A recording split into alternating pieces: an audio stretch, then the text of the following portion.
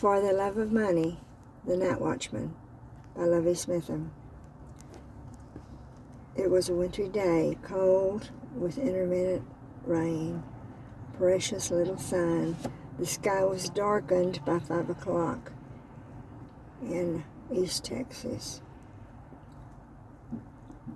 The time the policeman on patrol as night watchman would report for duty, his first stop was, as usual, the bank on the corner of Main Street, the center of Town Square of Grand Saline, Texas.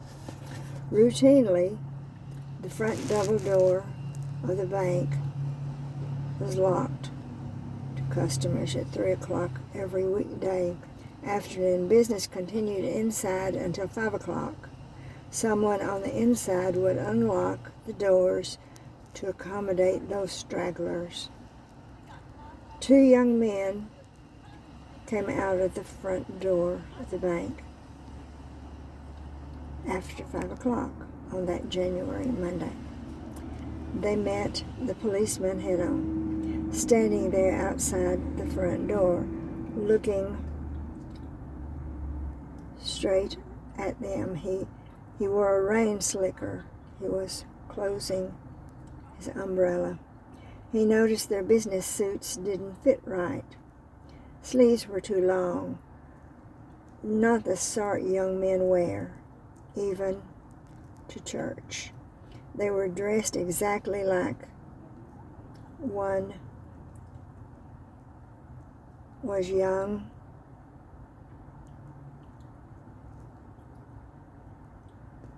He carried a small suitcase. Immediately, the young man turned back toward the doors, locked now. Behind them, a woman was closing the heavy drapes, shut out, no way back.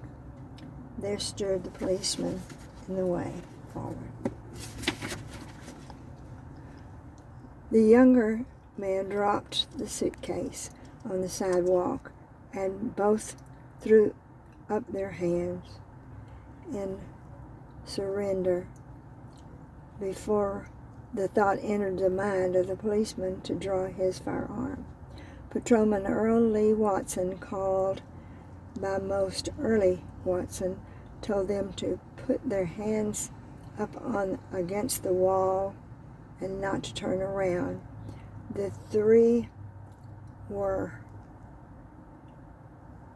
sheltered under a green slanted awning, and the umbrella, quickly discarded, lay on the ground. Still not